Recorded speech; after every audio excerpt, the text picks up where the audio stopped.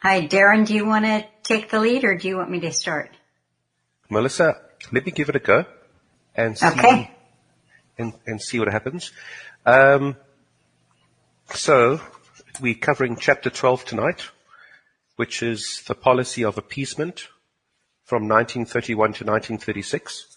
And right from the get-go, I decided to change the title for myself. And I thought, well, after what I've read, I thought I would call it Lining Up the Dominoes or Setting Up the Chessboard. Because although Carol Quigley writes it out, sometimes he'll write out and give us not the implication, he'll tell us that there are inner groups and outer groups all involved in a grander scheme and a plan to dominate the world into its own designs. And at the same time, he also tends to write a little bit along the coincidental line of history, in a sense. I almost get the impression that I'm catching him out sometimes in that, but that could just be my impression. So he covers the Japanese assault, he calls it, from 1931 to 1941, the Italian assault, 1934 to 1936, and then he talks about circles and countercircles and ends up with the Spanish tragedy, or the Spanish Civil War. And at the introduction to this chapter, I thought I'll just quickly talk. I'd like to read a section because he says it so well when he describes the state of the average person living in those times. And I think we can sympathize a lot with those times now. So I'll just start reading it from the bottom of the first page. Quigley writes, "The speed of social change in the 19th century, by quickening transportation and communications, and by gathering people in amorphous multitudes in the cities, had destroyed most of the older social relationships of the average man, and by leaving him emotionally unattached to neighborhood, parish, vocation, or even family, had left him isolated and frustrated.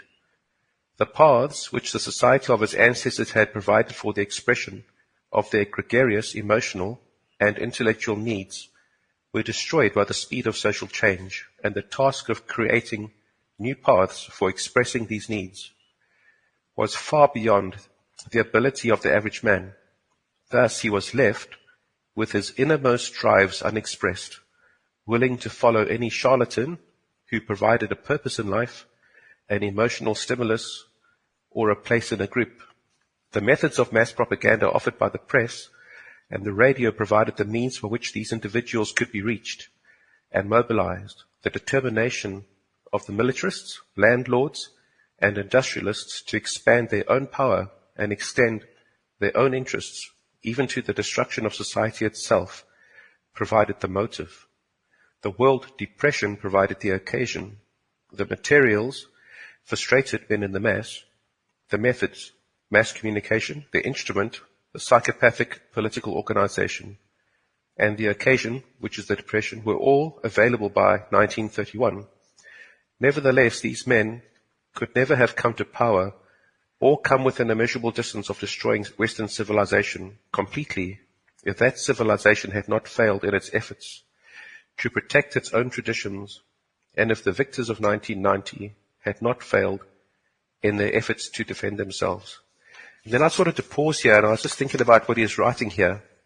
What he shows is that within the nation state, there is the ruling oligarchy, the ones who are in the know, but then there are also people high up in the social order who have good motivations. They go with the flow. They look after themselves financially, but they're not pushing some kind of agenda in secrecy with others.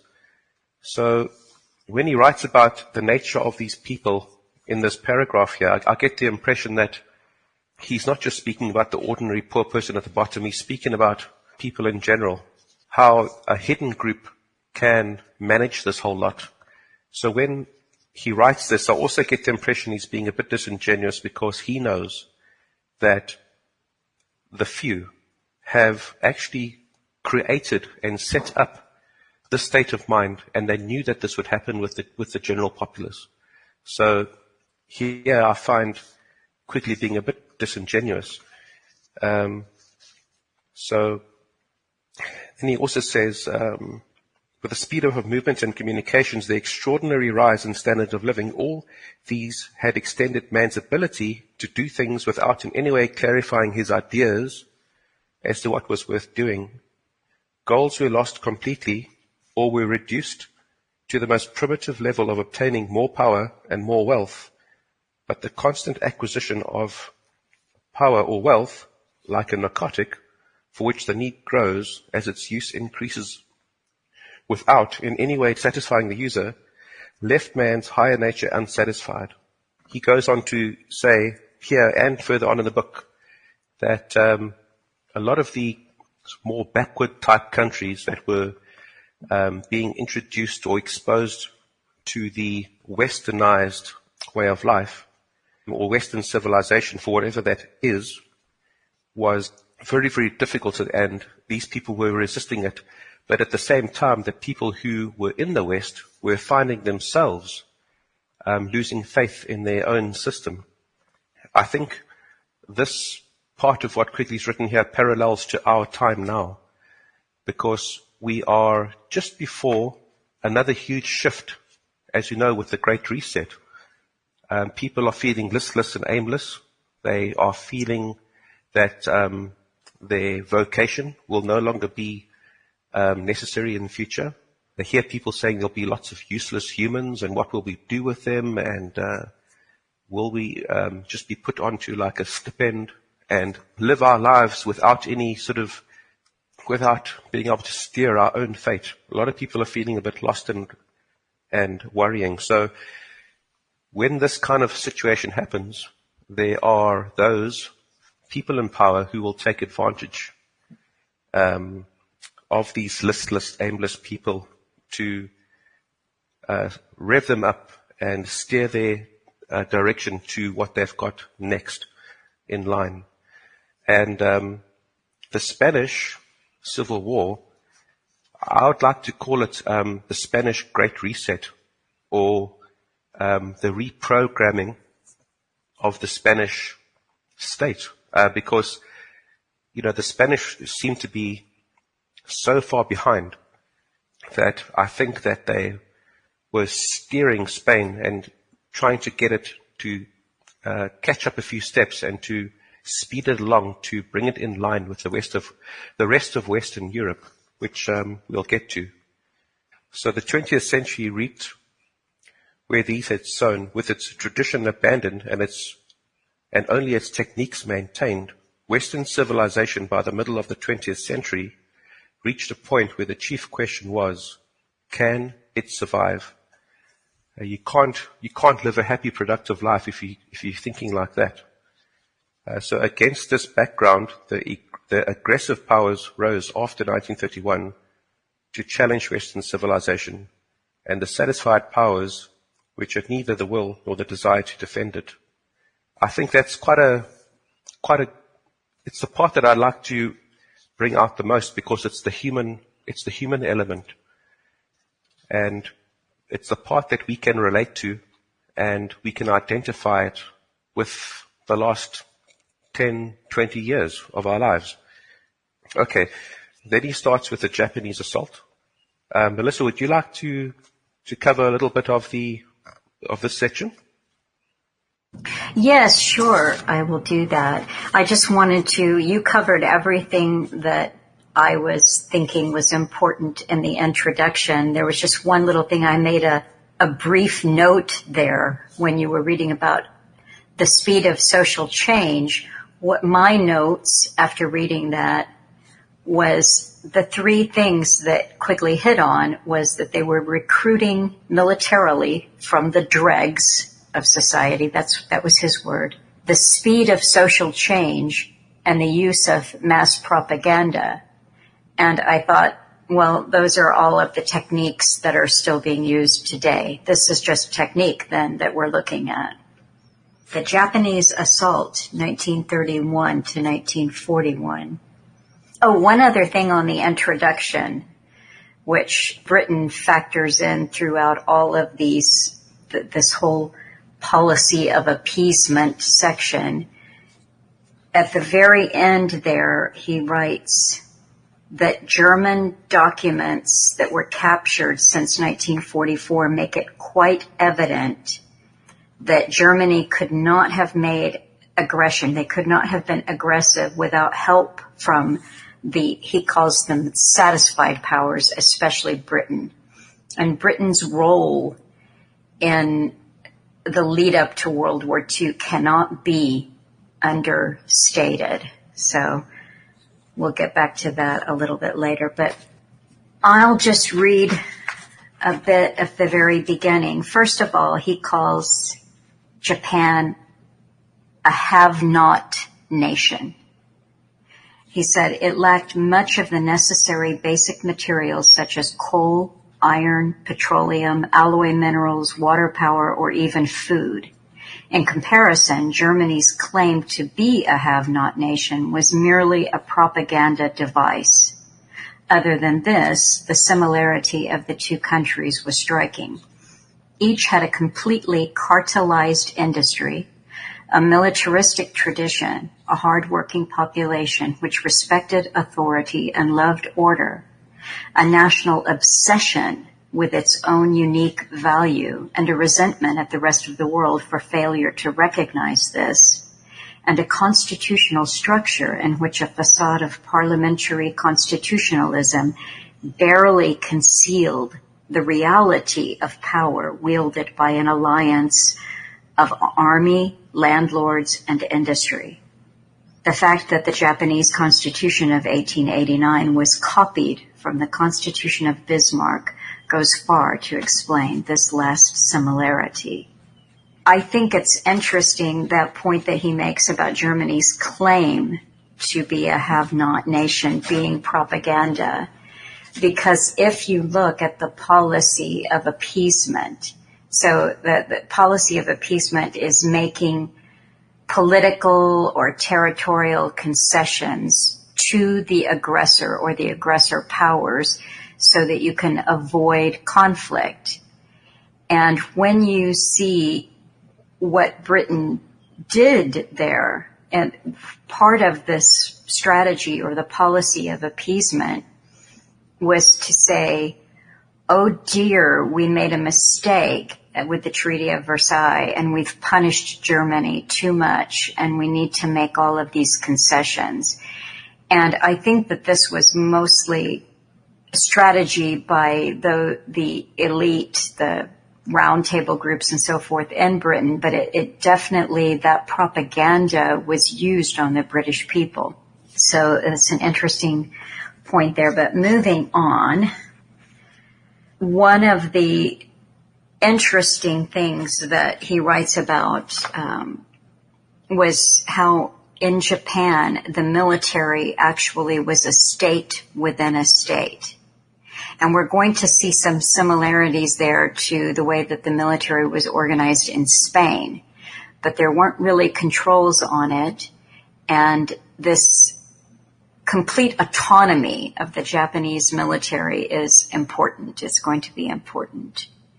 Now, another interesting thing in the organization of Japan was what they called the Zaibatsu. Let's see if I can find that here. Okay, so there were 8 great economic complexes controlled as family units known as Zaibatsu.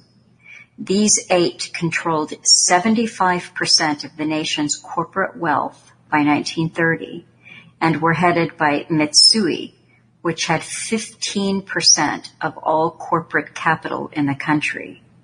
They engaged in openly corrupt relationships with Japanese politicians and less frequently with Japanese militarists. They usually cooperated with each other. For example, in 1927, the efforts of Mitsui and Mitsubishi to smash a smaller competitor, Suzuki Company of Kobe, precipitated a financial panic which closed most of the banks in Japan. While the Showa Bank, operated jointly by the Zaibatsu, took over many smaller corporations and banks which failed in the crisis, and over 180,000 depositors lost their savings, the cabinet of the militarist General Tanaka granted 1,500 million yen to save the Zaibatsu themselves from the consequences of their greed. Between the military and these tightly controlled family units, we're looking at the main way in which Japanese society was organized. Now, after the war, these units, this is just going ahead here, and Quigley doesn't cover this in the book, but I found it interesting. The Zaibatsu were broken up, so essentially they were taken away from families, but still allowed to function in much the same way. So you'll notice that Mitsubishi, Mitsui, these are still companies that are on the go. Another one that he mentioned, or that he may not have mentioned, was Sumitomo. These are all still major companies in Japan. It said that there was a fourth family, the Yasuda, and just having nothing to do with nothing, Yoko Ono is the great-granddaughter of the head of that Zaibatsu. So an interesting thing that comes out of this period of time is the philosopher Sun Yat-sen and the starting of his party, or his, I guess party is the best way of saying it, the Kuomintang. That is an interesting thing. I don't think we have time to get to cover all of the scope of that. But Quigley writes that the ideals were a mixture of Western, native Chinese, and Bolshevik Russian factors. They sought to achieve a unified, independent China with a democratic government and a mixed, cooperative, socialistic, individualistic economic system. In general, Dr. Sun went to China's own traditions for his cultural ideas, to Western, largely Anglo-American traditions for his political ideas, and to a mixture with strong socialist elements for his economic ideas. What you can't say, even how this ended up, the power struggle that finally happened as to Chiang Kai-shek and then Mao, you can't say that Sun's ideas were pure communism.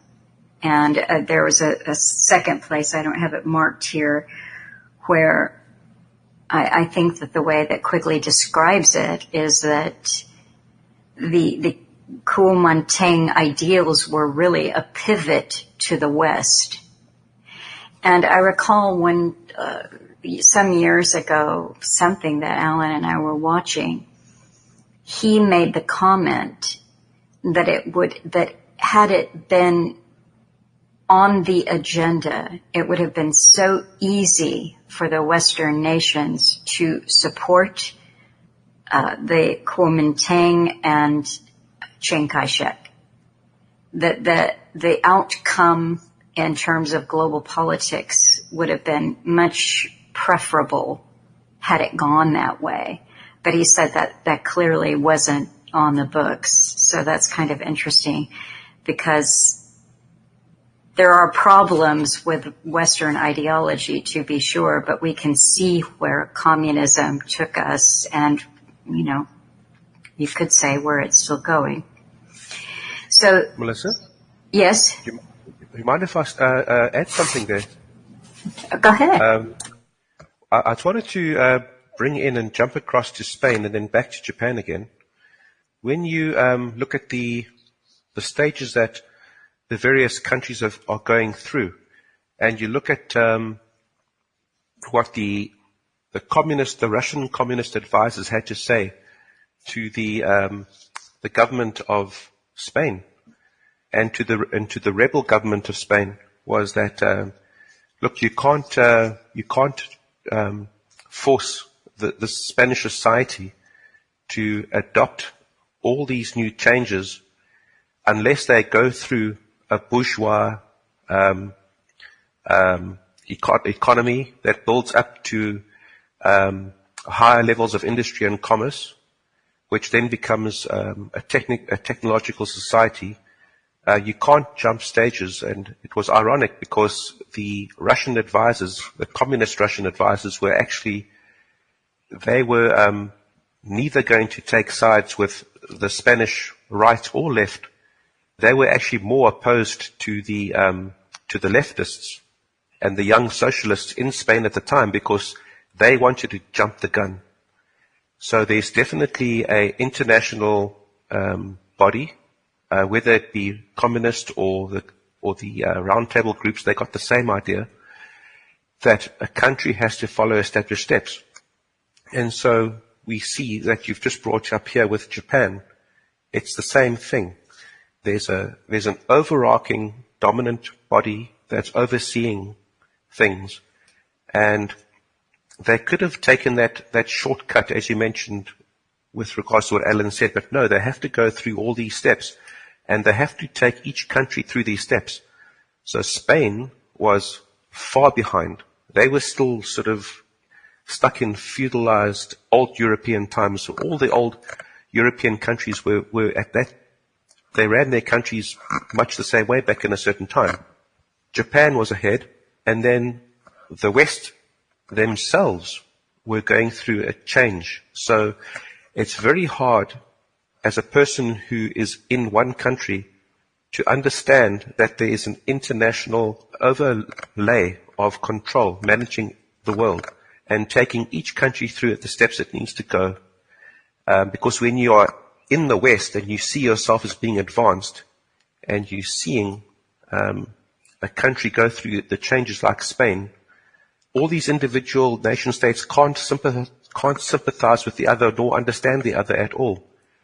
And also what the Russian agents in Spain, what they were saying helps to explain the contradiction that we see in the world with regards to our own left-right politics occurring across the planet, and why Russia seems to be almost becoming westernized, where the West seems to be lurching towards communism or something getting there, and you wonder why you have these strange developments occurring. It's just that an overarching body is guiding everyone along a so-called path of civilization, and they want to get everyone to the same standard model. And I think that might help the person out there to understand their own local political scene, and then they can relate it to other countries in the world, and then they can start stitching together the overarching plan to see how it's all being brought into a standardized model. Those are good points. Thank you for jumping in there. So the key things that happen here in this section militarily that lead the aggression, Japan's aggression. I mean, there are a lot of things going on here, but I will start with one of the main events, and that was Japan's military attacking Manchuria. And I stress military there because it's made clear that decisions were made, that the military basically was acting independent of the civil government of Japan. They attack Manchuria in 1931. Chiang Kai-shek is down, I believe, in the south fighting the communists. The communists at this point are the native Chinese communists. Now, they were Moscow trained. So Mao Zedong was Moscow trained, and that is who Chiang Kai-shek was fighting. Let's see here. I'm just going to read a little section. It says, though the Japanese seizure of Manchuria in the autumn of 1931 was an independent action of the Japanese military forces, it had to be condoned by the civilian leaders. The Chinese retaliated by a boycott of Japanese goods, which seriously reduced Japan's exports. To force an end to this boycott, Japan landed forces at Shanghai, that's 1932, and after severe fighting in which much Japanese abuse was inflicted upon Europeans, and because the Europeans were in Shanghai, the Chinese forces were driven from the city and compelled to agree to a termination of the economic boycott against Japan. About the same time, Manchuria was set up as a Japanese protectorate under the rule of Henry Pui, who had abdicated the Chinese throne in 1912. As early as January 1932, the United States notified all signers of the Nine-Power Treaty of 1922 that it would refuse to accept territorial changes made by force in violation of the Kellogg-Briand Pact to outlaw war. An appeal to the League of Nations for support made by China, September 21, 1931, the same day that England went off the gold standard, passed through an interminable series of procedural disputes and finally led to a commission of inquiry under the Earl of Lytton. So what's happening here is that the UK is slow to condemn. That's really key. So I'm just going to, instead of taking us through each action here, I'm going to summarize quickly and then maybe go back to a point. The negotiations that were going on were with Japan to stop aggressing were not successful because they were negotiating with civil government of Japan and not the militarists. Clearly the militarists were in charge, even though, as quickly said, the civil government had to be aware of what was happening. One thing that was slowing down the negotiations was that the Japanese were just assassinating civil leaders. There were civil leaders being attacked left and right. You see that in France, too. In 1937, it said Japan attacked China again. We can come back to that maybe if we have time. And what was happening, he quickly takes us through the strategical, what he believes is the strategical thinking of Japan. They are receiving this boycott from China. They are have not. They're stressed for resources. They think that they should go and get them at this point. They're going to get them in the Dutch Indies and Malaya. And so they take themselves down a road of strategic thinking, and their thought is, if we continue down this road, attacking Dutch Indies, going into Malaya, the U.S. is going to come after us. So let's attack the U.S. first. And this is what happened in December of 1941. But what we've subsequently learned, what we know to be true, is that the U.S. government knew about the attack on Pearl Harbor. They knew that the Japanese were planning this in advance, and they left ships in the bay there in Hawaii, in the harbor. That provocation was needed to bring the U.S. into World War II. So there are some things going on here that quickly doesn't, I actually don't know when this knowledge became available to academics, but it's my understanding that it was known that this was no big secret. This was the wink, wink. Yes, we know that the Japanese are coming and the American people are not going to allow us to get into this war unless we have an extreme provocation. And just one other key point here is that when the Japanese attacked China, or maybe it was even right before they attacked them, anyway, in 1936, Chiang Kai-shek was kidnapped and forced to agree to a Kuomintang Communist United Front. So that is a key thing that was going on there. Remember, he was fighting the communists, and they're like, no, our enemy at this time is Japan. So we have to unite and go after our present enemy. We can get back together and start fighting each other again if we need to. Melissa? Yes. Another aspect to Japan wanting to sort of fight its way out of its economic misery was also brought on by the Western powers that understood that Japan was in this problem, and they made it worse by putting the squeeze on Japan, an economic squeeze, one that boycotted their exports, refused to allow Japan to sort of release itself of its burdensome populace. So in a sense, they were watching from a distance, hoping to put Japan into this pressure pot. I think they did it consciously.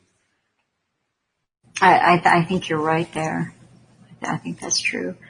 Well, if you would like to take the Italian assault, we can just move on there because oh, no, there's one really key thing here that struck before we leave Japan and China. Okay.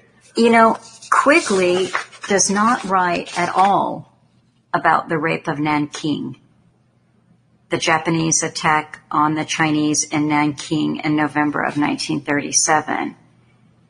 And, you know, I read that section and then I thought, did I miss something here? And I looked up in the index and he actually doesn't mention it. He mentions Nanking a couple of times, but not in the context of the Japanese attack. And this is actually called one of the worst war crimes of the 20th century. And it is horrific.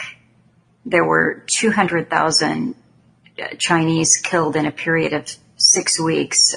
It's one of those almost like Hutu Tutsi where you could hear the machetes in the air. I mean, it was horrible, and rapes and all kinds of atrocities. And of course, this was known immediately and investigated right after the war. And the fact that Quigley made no even passing reference to that, I just found, interesting.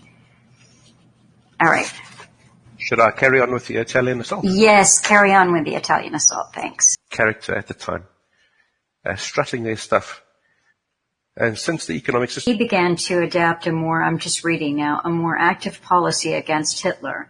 This policy sought to encircle Germany by bringing the Soviet Union and Italy into a revived alignment of France, Poland, the Little Entente, Greece, and Turkey. A Balkan Pact of Romania, Yugoslavia, Greece, and Turkey was concluded as early as February 1934. And French relations with the Little Entente were tightened as a consequence of visits by Barthou to the various capitals. Russia was brought into the League of Nations in September 1934, and a French-Italian agreement was signed in January 1935. A common front against German rearmament, which had been announced in March, was made by France, Italy, and Britain at the Stresa Conference in April 1935, and Germany's action was denounced by the League of Nations the same week. So what then happened, because of Barthou's success, was that he was assassinated. So both he and King Alexander were assassinated at Marseille, October 1934. And Pierre Laval took Barthou's place and carried out his predecessor's plans, but this is important, Quigley said, although much less effectively. Laval was convinced that Italy could be brought into the anti-German front only if its long-standing grievances and unfulfilled ambitions in Africa could be met. So it was Laval who said, okay, Mussolini, you can have 7% of the stock of this is the Ababa Railway that ran from the French Somaliland on the Red Sea to the capital of Ethiopia. And there were other territories that that basically in this agreement between Laval and Mussolini said, here you go. Laval insisted that he had made no Ethiopia, and I'll read just a little bit. It said, Laval's agreement of January 1935 with Mussolini, 1934. This result would have been achieved if Ethiopia could have been taken by Italy without League action. In that case, Mussolini argued, Africa would have been removed from the sphere of League action. It could not decrease greatly France's ability to come to the aid of Eastern Europe. By the Astors and the Round Table Group saying, we see the world in 3 blocks. So here they list the people. I'll just mention a few that we're going to know by name already. Lord Lothian, Lord Astor, Lord Brand, Smuts, Lady Astor. Lord Brand was the brother-in-law of Lady Astor, managing director of Lazard Brothers, the international bankers, Lionel Curtis, and then the editor of the Times. This group wielded great influence because it controlled the Rhodes Trust, the Beit Trust, the Times of London, the Observer. So what you're seeing here is that the 3-block contingent here has control of the media. The influential and highly anonymous quarterly review known as the Round Table, which was founded in 1910 with money supplied by Sir Abe Bailey and the Rhodes Trust. That's Cecil Rhodes. We've already, been introduced to him, and with Lothian as editor. And it dominated the Royal Institute of International Affairs called Chatham House, of which Sir Abe Bailey and the Astors were the chief financial supporters, while Lionel Curtis was the actual founder. The Carnegie United Kingdom Trust and All Souls College, Oxford. This roundtable group formed the core of 3-block world supporters and differed from the anti-Bolsheviks like Darin in that they sought to contain the Soviet Union between a German-dominated Europe and an English-speaking bloc, rather than to destroy it as the anti-Bolsheviks wanted. Relationships between the two groups were very close and friendly, and some people, like Smuts, were in both. So it goes on page 581 into 582 to talk about the components and the makeup of the Roundtable group. But we'll just go out, then the peace at any price people. The appeasers swallowed the steady propaganda, much of it emanating from Chatham House, the Times, the Roundtable groups, or Road Circles, that the Germans had been deceived and brutally treated in 1919. For example, it was under pressure from 7 persons, including General Smuts and H.A.L. Fisher, as well as Lord Milner himself, that Lloyd George made his belated demand on June 2, 1919, that the German reparations be reduced and the Rhineland occupation be cut from 15 years to 2. The memorandum from which Lloyd George read these demands was apparently drawn up by Philip Carr, Lord Lothian, while the minutes of the Council of Four, from which we get the record of those demands, was taken down by Sir Maurice Hankey, Secretary to the Supreme Council, a position obtained through Lord Esher. So what you really see here is in this roundtable group, you see long-term strategy, control of the media, and using all of the other groups who think that they're separate and somehow going their own way. Basically the appeasers and the peace at any price group, you could just think of as puppets on a string being controlled by the roundtable members. I made a little note on the side, just a little bit further down. He talks about the British idea of sportsmanlike conduct toward a beaten opponent was built the movement for appeasement. So you could see it was, when they used the word movement, it was an enactment of a long-term strategy. So they were that term that Noam Chomsky used, manufacturing consent. You could see how they were manufacturing the consent for appeasement. The process is quite interesting. And they based it on the assumption that reparation must be made for Britain's treatment of Germany. If only Germany could meet its demands, its requests for arms equality, remilitarization of the Rhineland, and perhaps union with Austria were met, Germany would become satisfied and peaceful, and they, for 10 years, got the British public to support that. Yes, interesting. Do we have other things to cover in this section, or shall we get right into the Spanish tragedy? I think the Spanish tragedy would be, I think we've covered everything that we need to, and the Spanish tragedy would be great. Let's jump in. Okay. Okay. Are you jumping or am I? I'll try. Let me see if I can get things going. The way I have been seeing this whole chapter is that it's all pre-planned. This entire crisis leading up to World War II. It all falls so neatly into the British establishment's or the Anglo-American establishment's hand. All the chess pieces are lined up. And when I take a look at the Spanish tragedy, the way that quickly describes Spain, I could only see the Spanish Civil War as a fast track to updating their software. I call it the Spanish software update, or the Spanish reset, or the reprogramming of Spain. Because they want to create bigger blocks and they need everyone to be on board. Sorry, Melissa, you were going to say? I was, yeah. I'll just jump in here. The Spanish Civil War is something that whenever I've read about it or watched something or thought about it, I have had great confusion as to what was going on and why.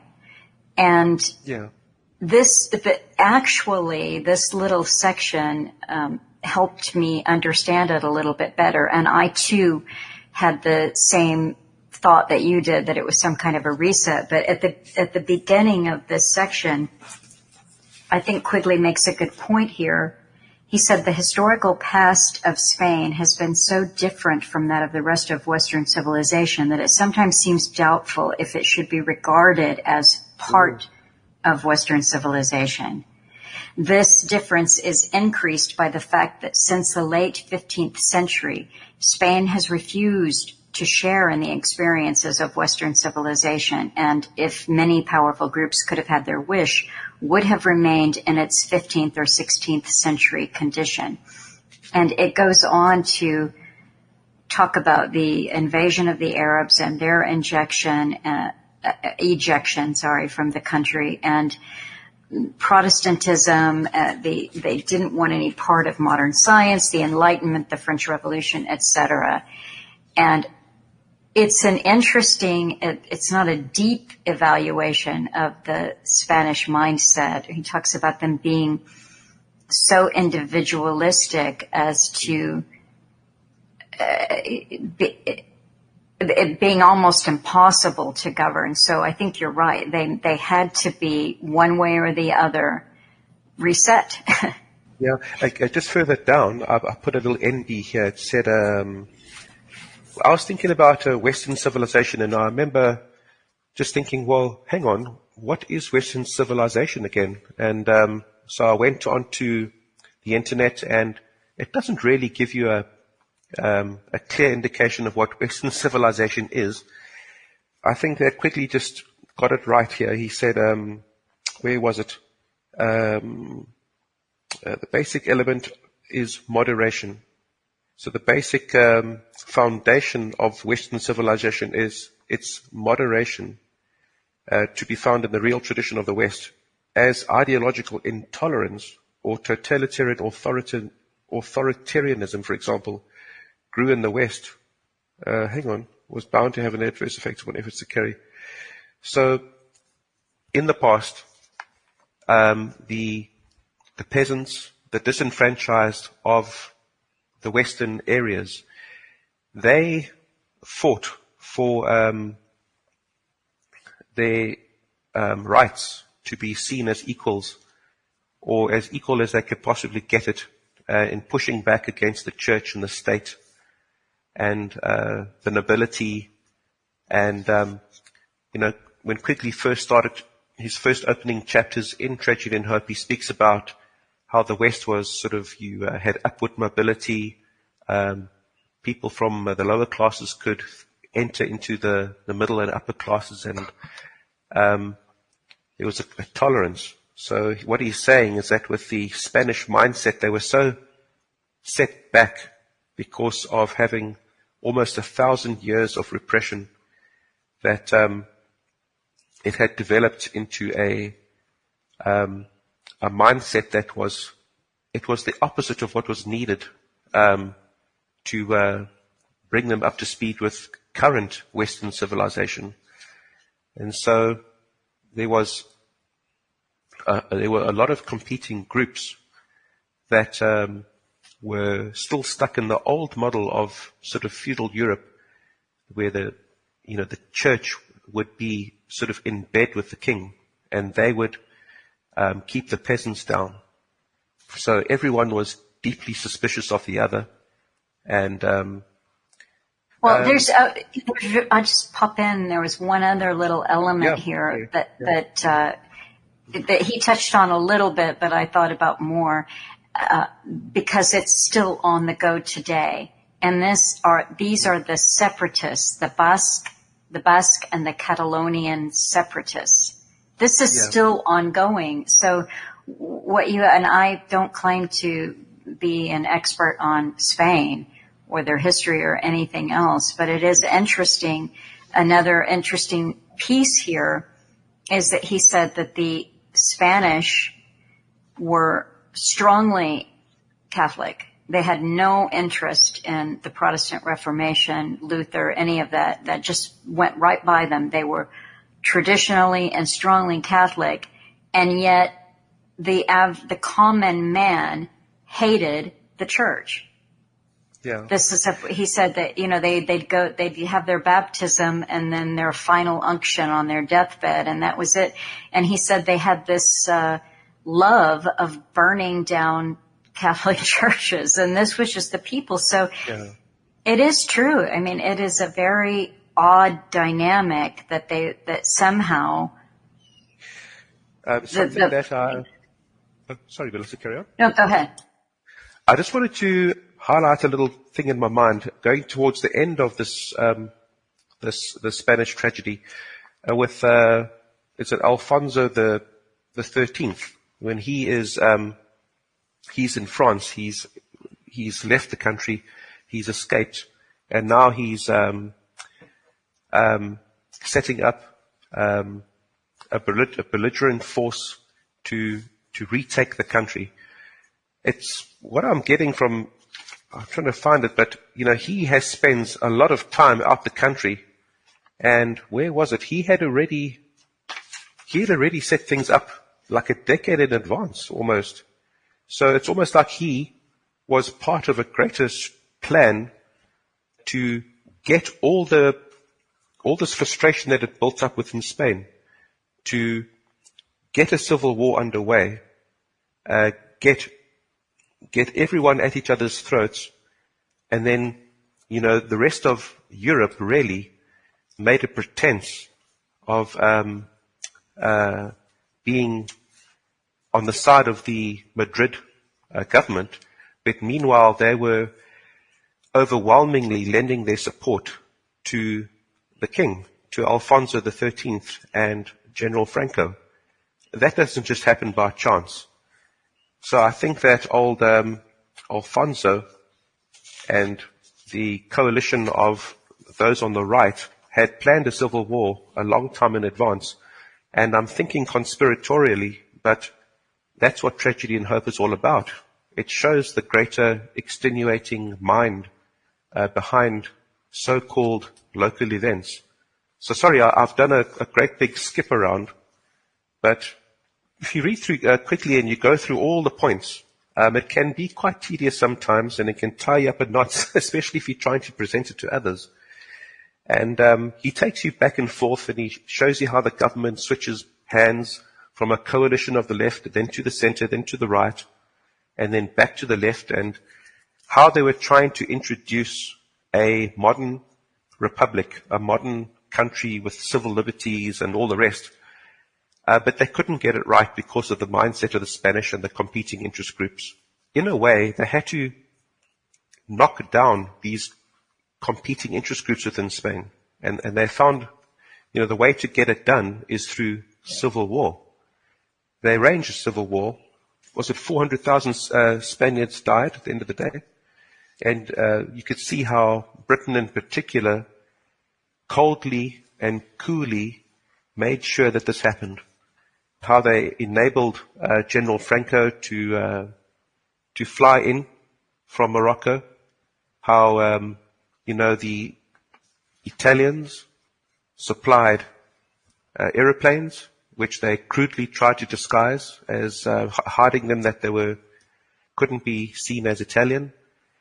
They had the rebels had meetings with Hitler, with Germany, who supplied manpower and troops. And the British made sure that they interfered along the way to make sure that Spain, they did it so cleverly because they used the League of Nations, and they made it look like they were supporting the government of Spain. That's the appearance that they gave. But they were essentially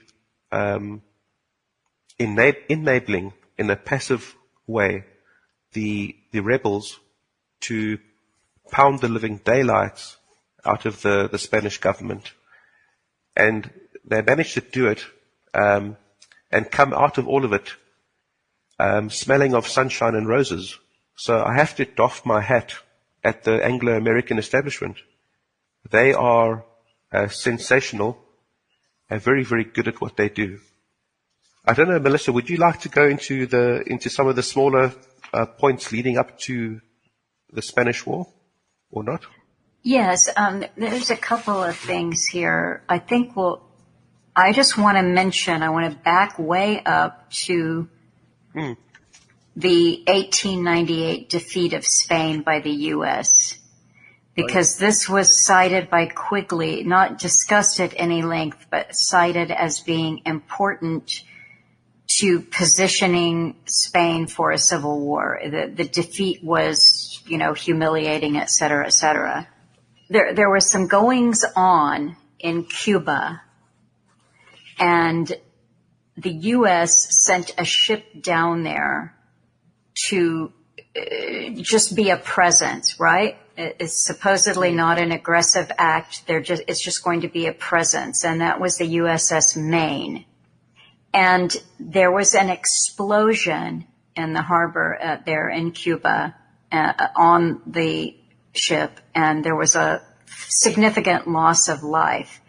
And what is interesting, because remember, you can call them false flags or deciding moments. You've got Pearl Harbor. This was that deciding moment that brought by popular support, then the average U.S.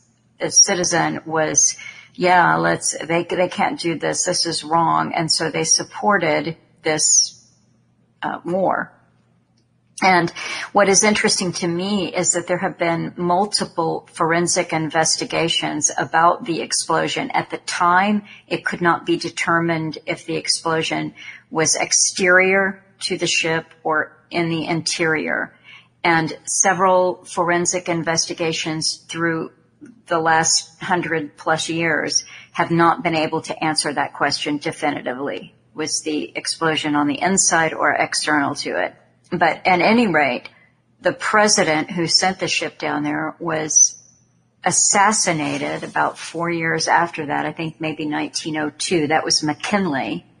And it was said that he was assassinated by a crazed, lunatic, Polish-American anarchist who was just inspired by Emma Goldman, who I think said she knew him but wasn't involved in it. He acted alone. So we really don't know. We'll never know what was behind the U.S. going to war with Spain in 1898. I mean, we just won't. We can read a lot of things and we can say, and, people might say that they know, but I'll certainly not want to be one of those. So, But they present a justification so neatly, just out of the blue, you know. And oh, now absolutely. America just has to go and, yeah. So for me, that this might be helpful for other people, but once we get into the Civil War, you've got three groups at play. You've got the Republicans, the monarchists, and the nationalists. And without covering all of this in too much detail, basically you had a monarchy system in Spain, as most of the rest of the world had at one point or another. And it was corrupt. And at the time of that it ended, it was Alfonso I don't remember what number he was, but Alfonso was just kind of inept. And you had all of the different forces. You've got a corrupt military that are overpaid and inefficient. I think they said there were something like 250. There was a general for every 250 enlisted men. The money spent on the military was just crazy. And then you've got the landlords. And what Quigley writes about the landlords is that they weren't really interested in farming. They were interested in playing the tables in the south of France, gambling. And it said that at this point, only only 40%, 60% of the arable land in Spain was not being farmed. And the peasants who worked the land weren't being paid properly. So that's the backdrop for this. You've got poor people, a corrupt church, a corrupt military, and an inept monarchy. And then within these groups, there are factions. So Quigley divides the monarchists into at least two groups, and he talks about that. They're all interest groups, he says, seeking to utilize Spain for their own power and profit. The threat to their positions following the First World War and the defeats in Morocco led them to support Primo de Rivera's dictatorship. So this Rivera is a minor player, but he's a dictator that Alfonso XIII, there's his number, has allowed to run in Spain. All right, so I'm going to read this section here. Realizing the danger to his dynasty from his association with an unpopular dictatorship, Alfonso XIII tried to restore the constitutional government. As a first step, he ordered municipal elections. And basically, when he orders the municipal elections, what we learned was they wanted to keep the status quo to the elections. So corruption as corruption always was. Yeah. So it goes to say that because there was no middle class, the middle class was weak and ineffective, none of these changes made any difference because there weren't literate people to take advantage of universal suffrage and a different educational system.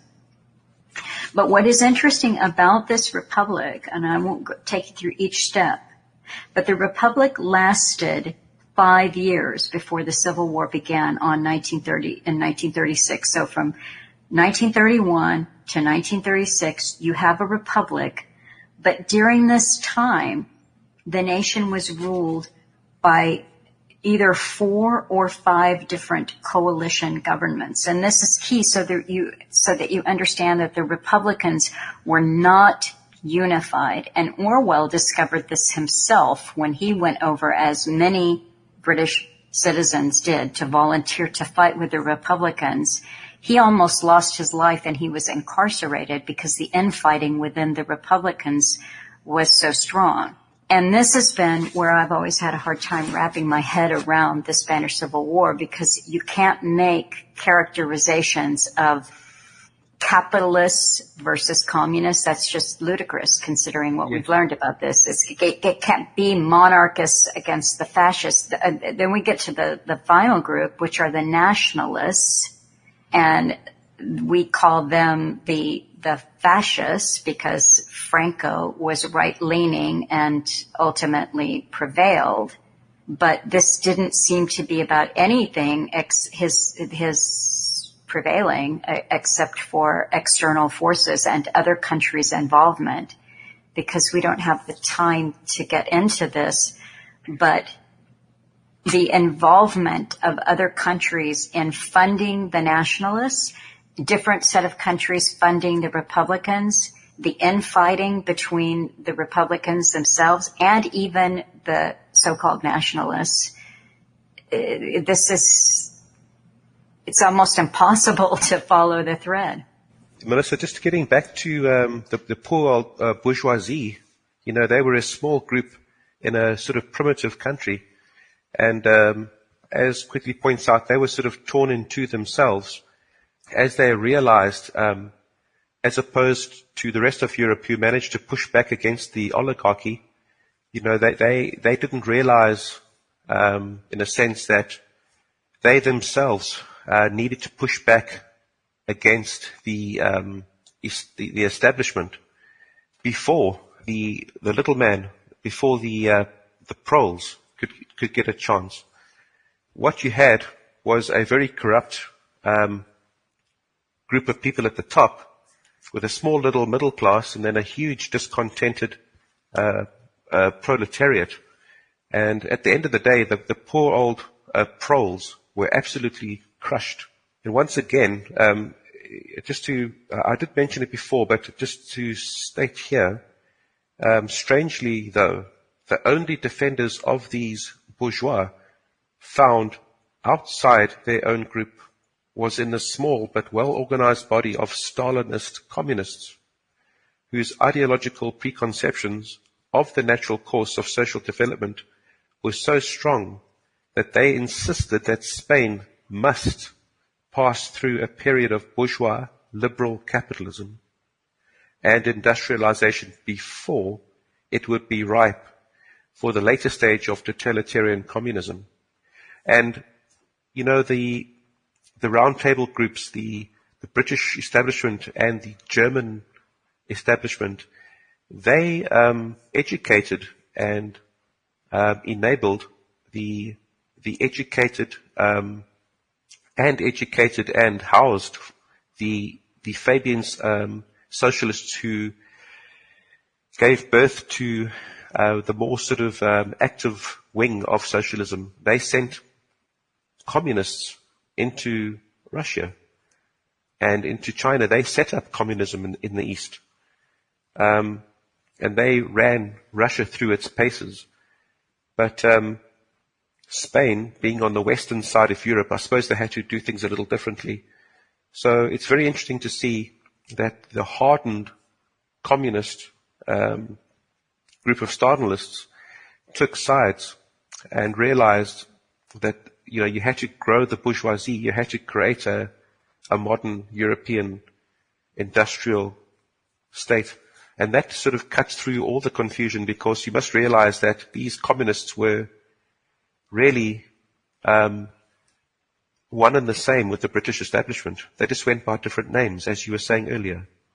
So there is a global internationalist agenda and plan, and on the higher levels there's no contradiction. But as you observe history at the stone face, it's horribly confusing. But you get these little hints thrown in like this by Quigley, which makes it quite clear. And then I wouldn't, I'd say that you can extrapolate this, the principle of this, into what you see right now, with particularly with the American election coming up. It helps you to sort of make sense of it more. I agree. So, in sum here, I think that, again, in this section here, Britain was neither fair nor neutral. It placed no restrictions on the war materials that got into Spain via Portugal. It had high-level members of the government and the media participating on both sides, both in arming, supporting, and propagandizing. So it's very fascinating. I had a thought here. It was that the British establishment were using the various groups, like they were using the Italians to sort of shift themselves out of Europe's so that they could build Germany up.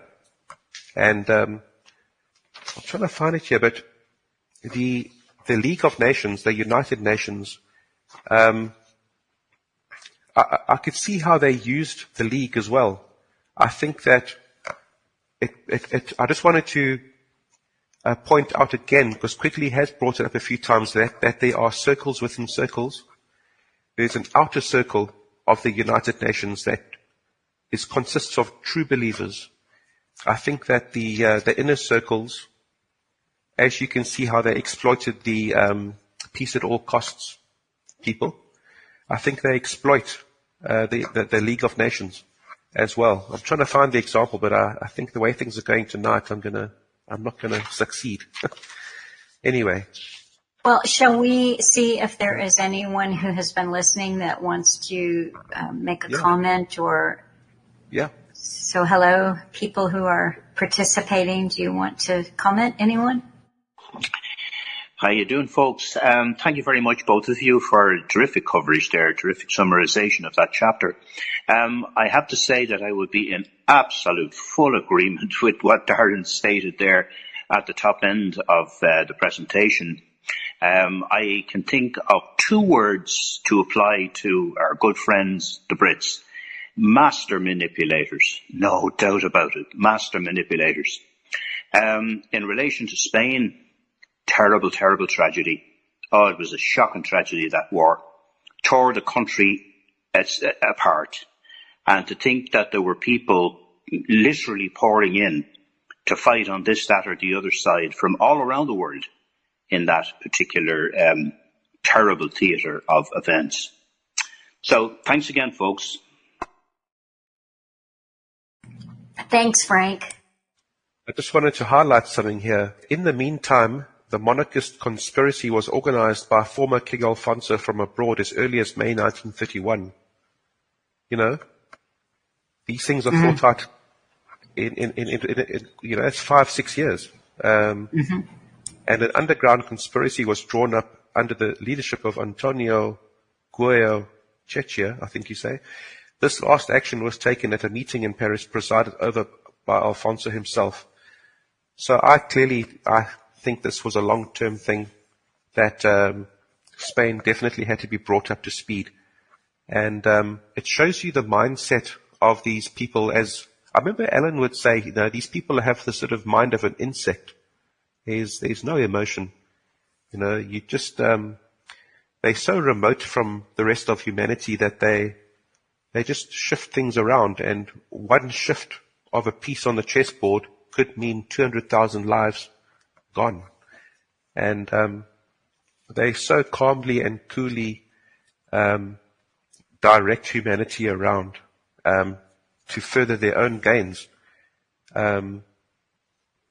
This Carol Quigley just brings that out to me. Any other comments by anyone? Questions? While I'm fumbling around. We'd love to hear a comment if anyone has anything to add. That would be great.